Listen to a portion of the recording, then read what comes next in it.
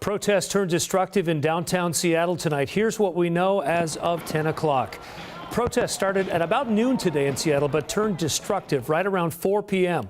when someone lit a Seattle police cruiser on fire. Since then, we have seen widespread looting and destruction downtown. A curfew took effect at 5 p.m. tonight. It is in effect until 5 o'clock tomorrow morning. Seattle police are now blocking all traffic coming into the city. Also tonight, we should let you know that 200 members of the Washington National Guard have been called up to come into Seattle. 75 have been deployed to Seattle tonight. The other 125 will arrive in the city tomorrow. All of this started earlier today with a peaceful protest at about noon just outside Seattle Police Headquarters. People protesting the death of George Floyd in Minneapolis, Minnesota. At 3 o'clock, a large gathering took place. Thousands of people at Westlake Park in Seattle. Again, that started peacefully, but then about 3:45, pandemonium broke out. The police cruiser set on fire. As many as 8 other police cars set fire, and then police moved in to try to disperse the crowd. You're looking at police pepper spraying people, and there's another one of those burned vehicles right there. Not long after that, people started breaking into a number of stores in downtown Seattle. The Westlake area is the shopping district in Seattle. Nordstrom, Helly Hansen, Old Navy, and a number of other stores have been seriously looted.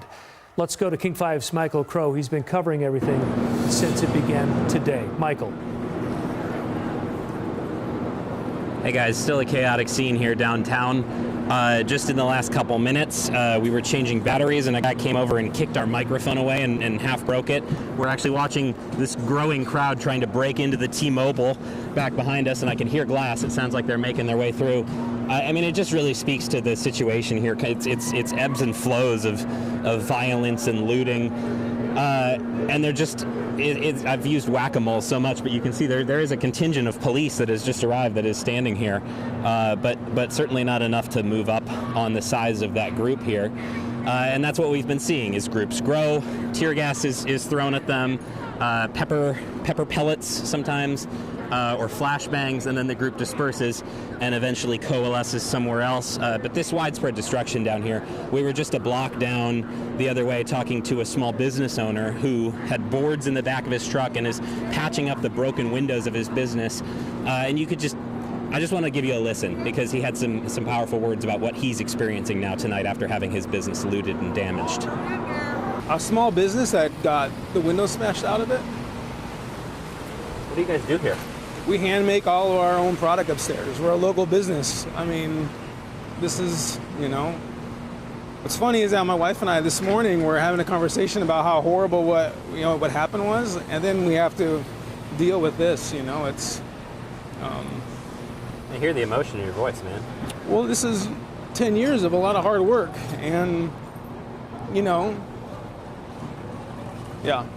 And here you are at 10 o'clock on a Saturday having to board it up, right?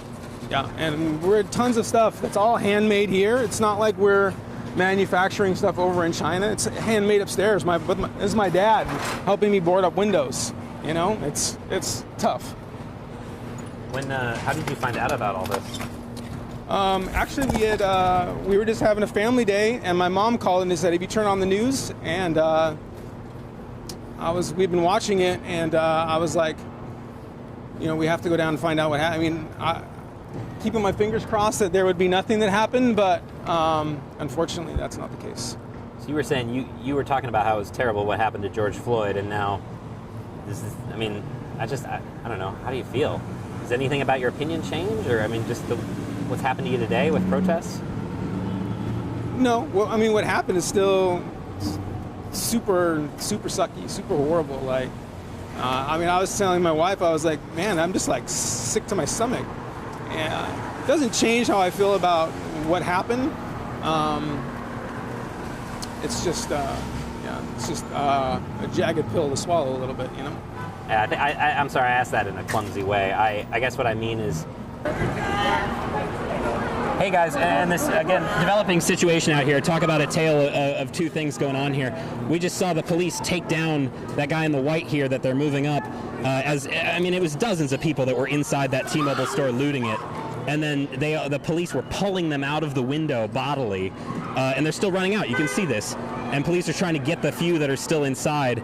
So that looks like arrests being made for sure. Certainly we have seen some people get away from those before. But looting in the T-Mobile store, we watched as they broke the window. Finally, the police had enough numbers to move up in there and take action on that. And they are taking people to the ground, making arrests right now. But there's just too much going on. If you look to the right here, we've got a security guard here, private security, looks like, protecting one of the broken windows at the Nordstrom. I just saw some guys come up to him, and then he kind of told them to leave, and then they go down to the other broken window at Nordstrom, where they're blatantly in and out of the window taking merchandise right now. There's just too much going on here downtown when these moments of looting and violence happen. I just keep saying whack-a-mole. I don't have a better word for it. It's what we're seeing. There's just too many people here that are looking to cause trouble. And there's a flashbang again, and the crowd will disperse. Somebody threw it back. I think that was a can.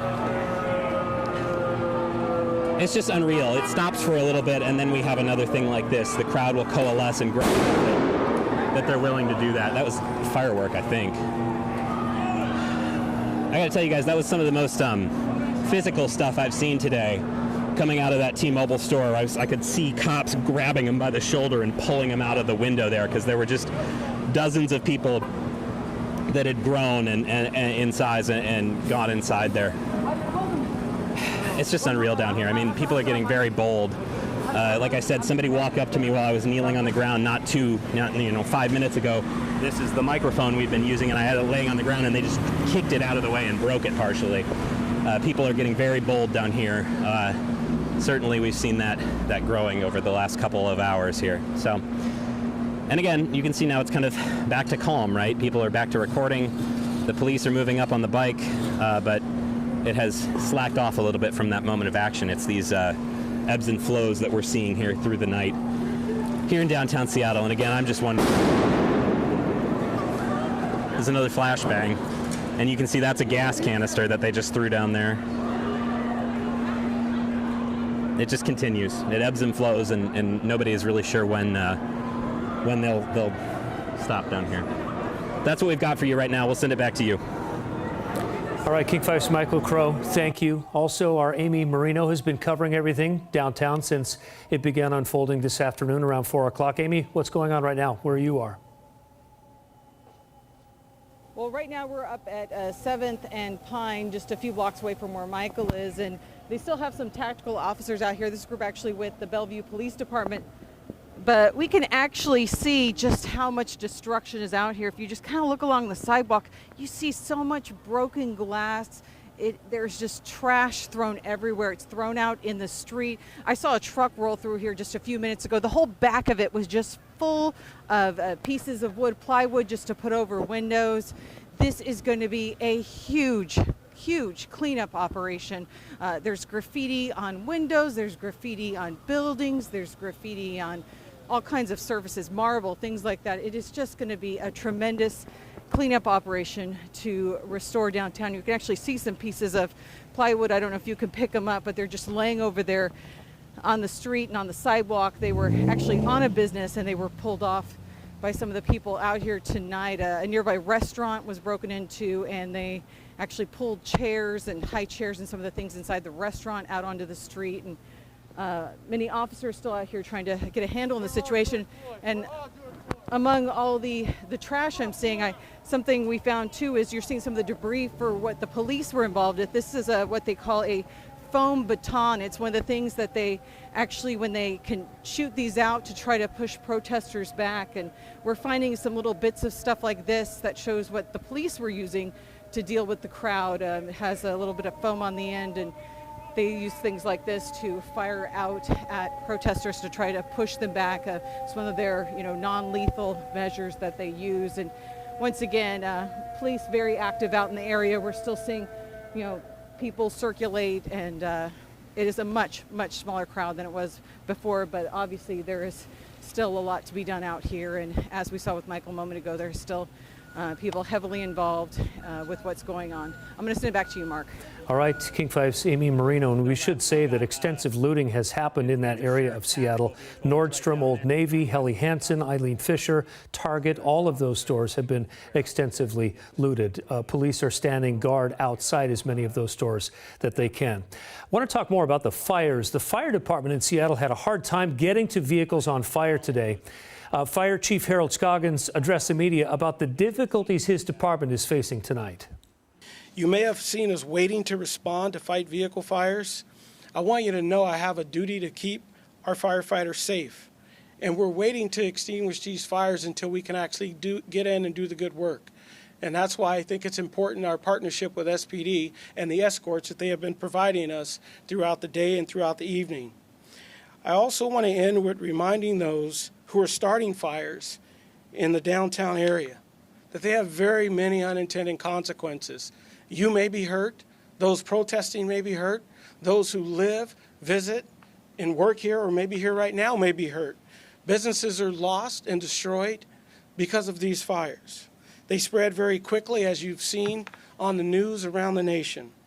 Additionally, when you block streets, you're blocking our routes for our EMS emergency vehicles. As you heard Chief Cordner say, people have been injured. It has been difficult to get to those who are injured. As you're moving the railings around and the trees and everything else, you're blocking access routes to get people help. And that could be you too. So we saw at least 4 police vehicles, perhaps as many as 8 in all, destroyed by fires this afternoon.